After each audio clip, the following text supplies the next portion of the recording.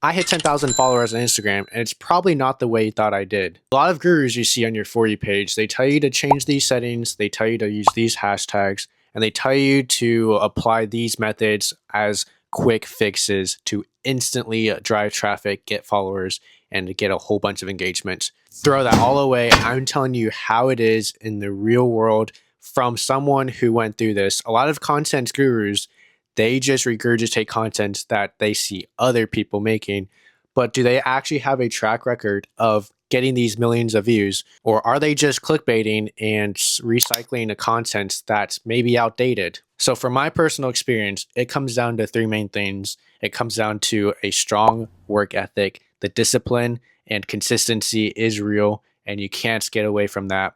It also comes down to creativity. The people who make it successful are so creative, they come up with such good content ideas that no one else can replicate, and that is what makes them stand out. The last thing that makes you a successful creator is the ability to have rhino skin. What do I mean by that? I'm talking about having no care in the world about what you do for content. If you enjoy it, that's all that matters. Don't let anybody tell you otherwise. Now let's dig deep into the work ethic part. What do I mean by having a strong work ethic? Well, obviously consistency is what's going to get you views over the week, what's going to get you followers, all that stuff. Now the concept of posting as much as you can be good only if your content is worth it. The more you post often declines your content because you don't have as much time to edit and put the creative aspect into each single post. So when you guys mass produce 20 videos, it often tanks the quality of those 20 videos versus if you post 5 good videos, then it's actually a more beneficial schematic than if you were to post 20 a day. It is a hard balance to find how many good videos you can make without tanking the quality. And honestly, this is per person basis. I actually only started posting 1 video a day, and that made me realize a lot of things. For one thing, it is a lot harder than people think posting every single day. Some days you don't feel like posting, but that's why you edit 1 day over the week, you edit 7 videos, get done, take that 2 hours and pump out those videos. And then on those days where you are literally busy with school and work that you don't have time to edit, you can post it, you can schedule it, and you don't have to worry about it. Just make sure you guys dedicate that time to mass produce your content in 1 to 2 sessions. After I posted once a day for about 1 to 2 months, it was probably like 6 weeks total.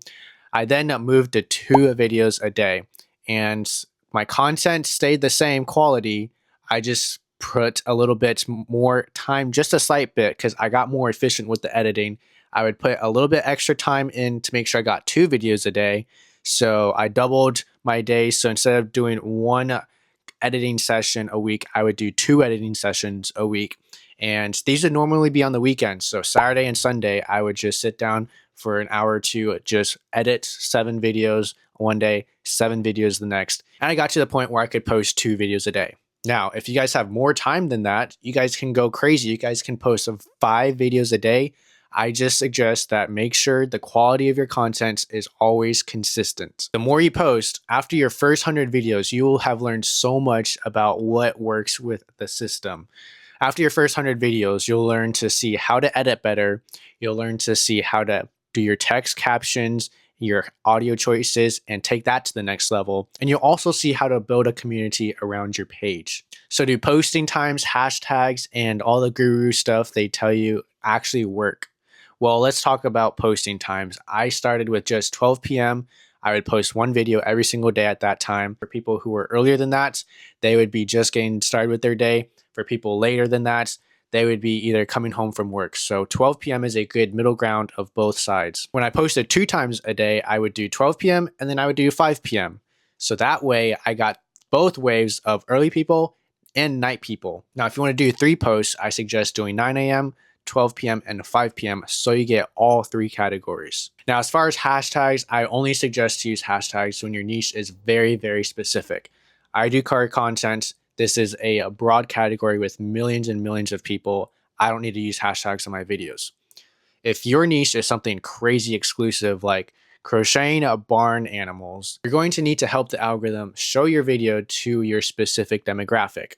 And that's when hashtags are actually helpful, when your niche is very small and you need to help or guide the algorithm into finding those select people to show your videos to. Now, as far as settings, just make sure your account is public. Make sure the videos can be shown to everyone. I will suggest turning on translation so people from other countries can see your videos. Don't worry about anything else, but just make sure you guys have the basic settings turned on as far as public and showing to everyone translations. Now that we covered a good strong work ethic, posting, and how to build a strong foundation, let's talk about the creative aspect and what helped me to get to 10,000 followers. You might have seen my car getting featured on a Drake Peacock video, which is absolutely crazy. I would never thought that. But it was for the wrong reasons. He was roasting my car about being a corny build, about car guys these days, and just absolutely roasting the heck out of it. But guess what? I gained so much traction from that. It helped me more than it hurt me, for one thing. And honestly, things like that is exactly why I did the things I did with my car. I wrapped my car in a fine china wrap that I have never seen anyone else do. Now, this was the first thing I did to my car. Most people, they do modifications to the engine first, they do suspension, they do aero, before they move on to the more glamorous cosmetic stuff like a full body wrap. I did the exact opposite of all of that. I started from endpoint Z and worked my way to point A. Guess what? It worked. And you know why? Because I knew it would work. You got to think in reverse psychology with social media. What you see on mainstream social media, you scroll your For You page, you start to see patterns, and those patterns tell you a lot about what the car community is doing, what people in general like, and you'll start to see and pick up on little key things. So some of those things I found were people start with suspension, wheels, and then they work towards things like modifying the engine, turbos, superchargers, and then they end with the aero body kits and more of the aesthetics like a full body wrap. Now, in order to separate yourself from everybody on the internet, you have to be unique. And my unique factor was starting at the exact opposite of the spectrum and working my way back. Now, if you are struggling to find some creative things to do for your niche, there's AI softwares, ChatGPT, a great source, Claude AI, other AI softwares that can help you. Now, don't rely on these platforms. They are only tools. Do not let them do all the work. You still need to do all the work with creativity, but they can guide you into pointing you in the right direction. So when I had my fine china wrap design, I had it up here first, and then I had ChatGPT and the other softwares help me finalize the design to make it perfect. Let's move on to the final pillar of making your content successful, and that is having rhino skin. Rhinos have one of the toughest skins out there. If you've seen videos of animals attacking rhinos or lions trying to jump on them or do some crazy stuff, you'll see that it does absolutely nothing. They just tank everything. That is the same mentality that you as a content creator need to have. From the very first video you publish, you are going to get hate. You are going to be told it's not going to work out, stop trying. What are you even doing? Jesus was perfect and he still had haters. So the moment you realize this is the moment that you'll start growing and maturing as a content creator. The very first video that I got hate comments, I was contemplating a lot. I was saying things like, this is not why I made content. Like, is it really that bad? You know, should I even be doing this in the first place? But thankfully, I didn't let it shake me up too much and I moved on. I still kept that video up. And you know what? I even replied to the hate comment saying something dumb. This is something I've learned and has always stuck with me, is that hate never comes from above. I have not once seen a hater who has been doing better in life than me. The hate comments always come from someone lower, someone who envies your position, and someone who has nothing better to do with their time than to scroll social media, go out of their way, and leave a hate comment. Now, having a rhino skin mentality isn't just for the hate comments, it's also for your mental health. One thing that a lot of content creators don't talk about is the mental health aspect of making content, and it is one of the most brutal things you'll have to endure. There is another quote that has stuck with me. It's that people that are on the top of the ladder are often the loneliest.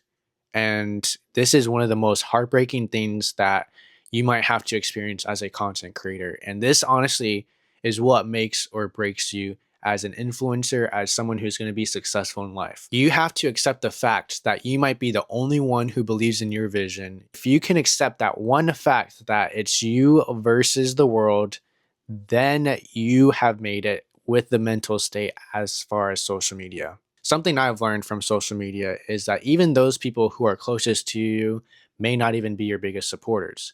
People you might call friends and family, they might not show up for you in ways that you might expect them to.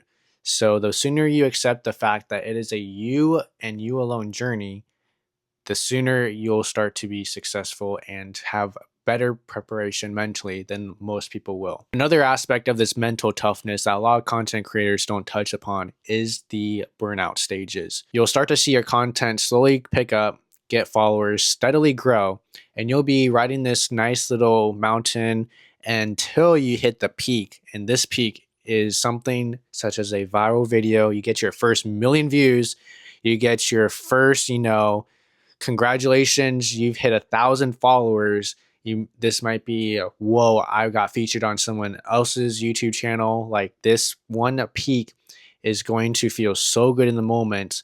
And then after that, you'll start to see maybe your views decline.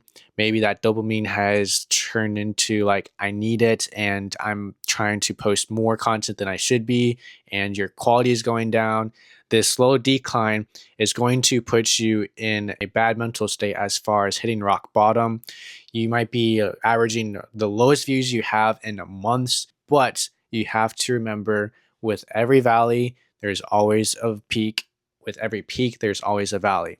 So with this concept, when you hit those times when you're not getting any views on your videos, you think your content is garbage, and you start to doubt whether you truly have what it takes to become a content creator, those are the days when you have to really push through, keep showing up, and keep doing you, because those days are not permanent. The sun will rise again. The new day will start tomorrow, and those videos are in the past. So therefore, focus on the present videos and the ones to come. Now, the burnout waves do come kind of predictably, and it usually always follows a period where there is a peak season. So when there's a peak season in your content, be aware of those valleys that are going to come afterwards. Prepare yourself mentally and make sure that no matter what, you don't give up. Because once you give up mentally, you give up everywhere. If you stay strong mentally, you stay strong in the other aspects. So enjoy the journey of becoming who you want to be, reaching those goals, getting that dream car, because guess what? You'll only be a no name for a short amount of time. And that's something I didn't take into account for when I was starting out, is I didn't appreciate the early days and just doing it for the love of the game as much as I should have. I remember I was at 5,000 followers on Instagram, and I hit my first 1 million video. It was the Pocoyo trend, dancing on my car, just a dumb video, and it had 1 million views within the first week. And from that one video, I gained 5,000 followers. I hit 10,000 followers, and since that video, it just started to take off. My content just got better and better.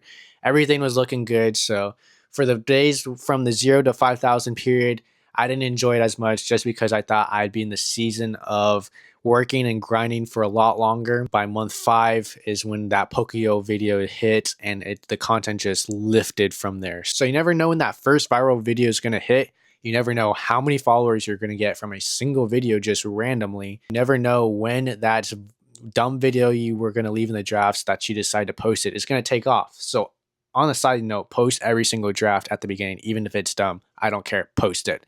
But you never know when that content is going to start really taking off. So hopefully I actually gave you some beneficial advice on how to level up your content. So next steps I want you guys to take are to make a plan of your end goal, work hard every single day, have fun, and most importantly, do it for the love of the game, not for the wrong reasons.